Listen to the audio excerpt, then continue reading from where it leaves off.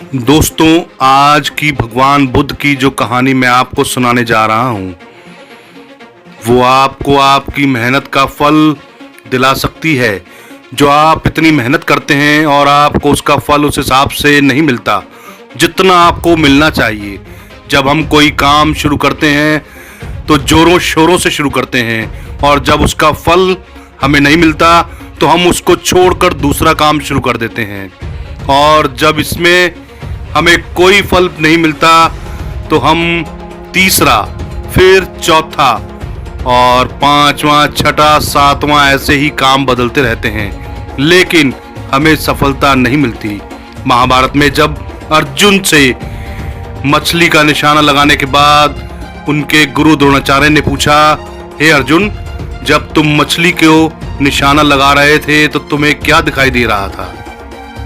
तो अर्जुन का जवाब था, गुरुजी, मुझे निशाना लगाते समय सिर्फ मछली की आंख दिखाई दे रही थी, बाकी उसके आसपास का मुझे कुछ भी दिखाई नहीं दे रहा था।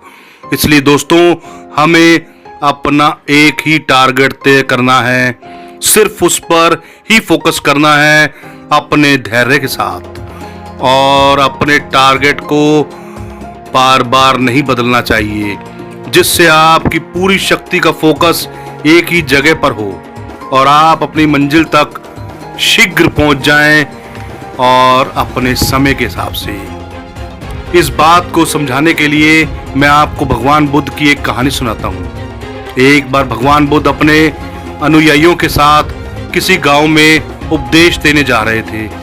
उस गांव में से पूर्व ही मार्ग में उन लोगों को जगह जगह पर बहुत सारे गड्ढे खुदे हुए दिखाई दिए।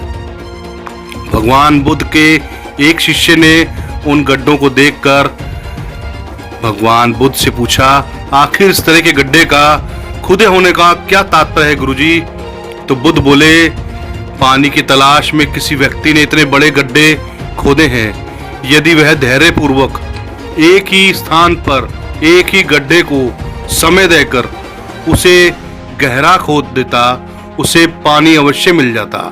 लेकिन उसने गड्ढा खोदने शुरू किए, उसे पानी नहीं मिला और उसने दूसरा गड्ढा खोदा माफ कीजिए शुरू किया और ये सिलसिला चलता रहा, लेकिन सफलता नहीं मिली। अगर वो व्यक्ति परिश्रम के साथ थोड़ा धैर्य और रखता और एक ही गड्ढे को और गहरा खोद देता तो उसे अवश्य पानी मिल जाता और उसकी इसके मुकाबले मेहनत भी कम होती और सफलता भी प्राप्त होती।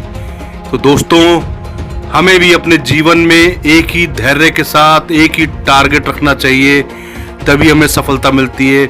हमें रोज रोज अपने टारगेट नहीं बदलने चाहिए, हमें रोज रोज कोई काम नहीं बदलना चाहिए। अगर हम किसी काम में लगे हुए हैं तो वो काम हमें आज नहीं तो कल सफलता जरूर देगा। तो कहानी दोस्तों आपको कैसी लगी? अच्छी लगी हो तो लाइक जरूर करें। तो मिलते हैं अगली कहानी में। नमस्कार, जय हिंद, धन्यवाद।